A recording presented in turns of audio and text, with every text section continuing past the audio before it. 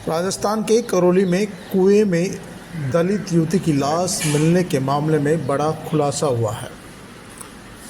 मामला एक तरफा प्यार का निकला, जिसमें सनकी युवक ने युवती से रेप किया और फिर गोली मारकर हत्या कर दी। हत्या को आत्महत्या में बदलने के लिए शव को कुएं में फेंककर फरार हो गया। हालांकि पुलिस इसे आपसी प्रेम प्रसंग का मामला बता रही थी, लेकिन जब वहां पर लोगों से पूछताछ की गई तो लोगों ने बताया कि हाँ, अभी जो हमारी इन्वेस्टिगेशन है उसमें ये है कि ये दोनों मोबाइल पे बात करते थे, तो यस उसके पास मोबाइल था।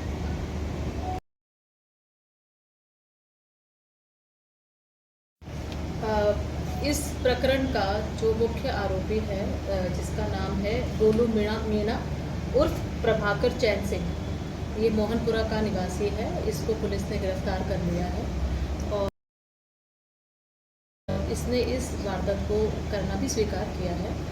हमने उसकी आज अरेस्ट कर ली है और इस घटना में इसके जो पिता हैं, जिनका नाम है नहना उर्फ अमर सिंह, इनको भी हमने डिटेन किया है और इनकी इस पूरी घटनाक्रम में क्या इनका रोल रहा है, क्या इनका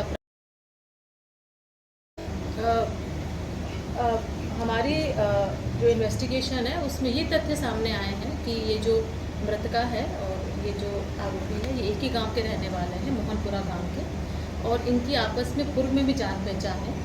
ये घटना 11 और 12 की जो मध्य रात्रि है, वहाँ से करीब 1:30 बजे एसपी महोदया बता रही है कि युवक युवती आपस में जानते थे, मामला प्रेम प्रसंग हो सकता है।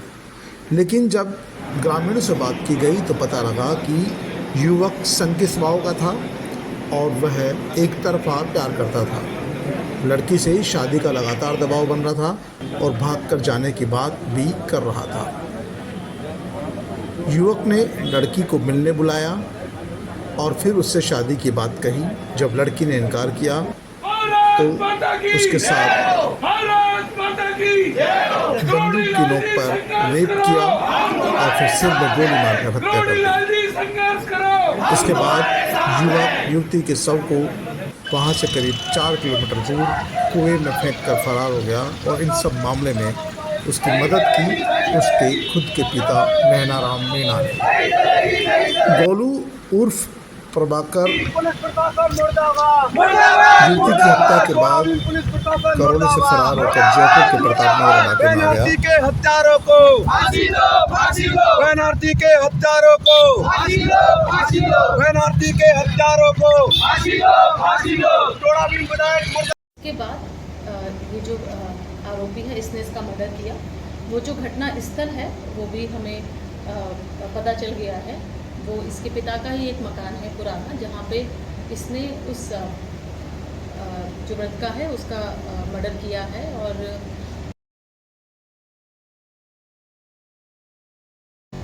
वहाँ पे इसका मर्डर हुआ और उसके बाद इसने लाके उसके शव को कुएं में डाल दिया। क्या विवाद रहा? एसिड अटैक और रेप के बारे में, इन दोनों चीज़ों के बारे में जो पोस्टमार्टम हुआ उसमें 2 बार हुआ है और दोनों ही जो हमारी मेडिकल रिपोर्ट्स थी, मेडिकल टीम्स थी, उन्होंने इस बारे में अपना ओपिनियन रिजर्व रखा है। उनका कहना है कि एफएसएल की रिपोर्ट के बाद में ही इसके बारे में कोई चीज़ कही जा सकती है।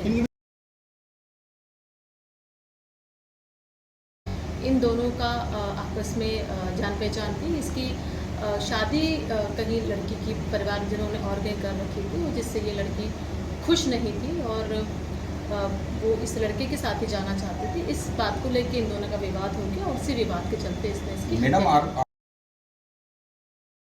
क्या सिंगल ही है और भी हैं इसमें कुछ? इसमें जो मारने में जो मुख्य आरोपी है वो गोलू मीणा की है। उसके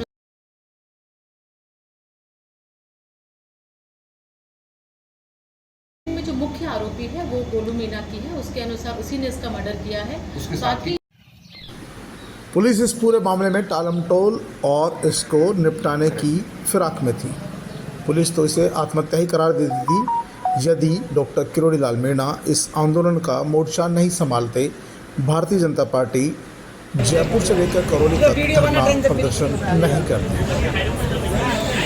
क्योंकि आरोपी युवक युवती पर भागकर शादी करने का दबाव बना रहा था और युवती ने इससे इनकार कर दिया था। इसके बाद उसने युवती को बुलाकर पहले उसके साथ रेप किया और बाद में सर में गोली मारकर हत्या की। गोलू मीणा जयपुर में भागकर आ गया और उसे लग रहा था कि यह मामला ज़्यादा नहीं बढ़ेगा और परिजन इसे आत्महत्या मानकर शव का दाह संस्कार कर देगा। लेकिन डॉक्टर किरोड़ीलाल मीणा और भारतीय जनता पार्टी के आंदोलन करने के बाद पुलिस को इस मामले में गहन पड़ताल करनी पड़ी और आरोपी को जयपुर से गिरफ्तार कर लिया गया। सूत्रों ने बताया कि गोलू ने 11 जुलाई की रात को ही युवती को फ़ोन करके जबरन मिलने के लिए बुलाया। गोलू युवती से मिलने के लिए देसी कट्टा साथ में लेकर गया। उसने युवती पर सगाई तोड़ने और उसके साथ भागने का दबाव बनाया। युवती के इनकार करने पर उसने धमकाते हुए देसी कट्टा बाहर निकाला और बोला, अगर मेरी बात नहीं मानेगी तो मुझे मारना होगा या फिर मैं तुझे मारूंगा। दोनों में झगड़ा हुआ। गोलू ने पहले उसके साथ रेप किया, फिर उसकी हत्या कर दी और शव को ठिकाने लगाने के लिए उसने अपने पिता को पूरा घटनाक्रम बता दिया। इसके बाद पिता नेहरू राम की सलाह पर ही उसने बाइक पर शव को रखा और कुएं में फेंक दिया, जिससे किसी को उस पर शक नहीं हो। पुलिस ने हत्या के काम में लिया गया कट्टा और बाइक बरामद कर ली है। युवक ने युवती के साथ उसी के पुराने मकान में रेप किया था। हालांकि स्थानीय विधायक ने ये कहकर चौंका दिया कि युवक युवती के बीच में अफेयर चल रहा था, इस मामले में ज़्यादा नहीं पड़ना चाहिए, पुलिस अपनी जांच कर रही है। लेकिन हकीकत यह है कि यह मामला पुलिस ने खोल दिया। विधायक PR मीणा के बयान से तो साफ जाहिर है कि वो इस मामले को दबाने में लगे हुए हैं, लेकिन भारतीय जनता पार्टी, बहुजन समाज पार्टी और दूसरी अन्य पार्टियों के नेताओं ने लगातार इस मामले में सरकार और प्रशासन पर दबाव बनाया, जिसका नतीजा यह रहा कि आरोपी को गिरफ्तार कर लिया गया और इस पूरे मामले में सनकी आशिक की पूरी फहरिस्त खुलकर सामने आ गई कि वह किस तरह से उसने युवती को शादी से इनकार करने पर गोली मारकर हत्या कर दी। उसके साथ दुष्कर्म भी हुआ, नहीं तो युवती की हत्या और रेप की बात आत्महत्या में बदल कर रह जाती और किसी को कानो कान तक खबर तक नहीं लगती।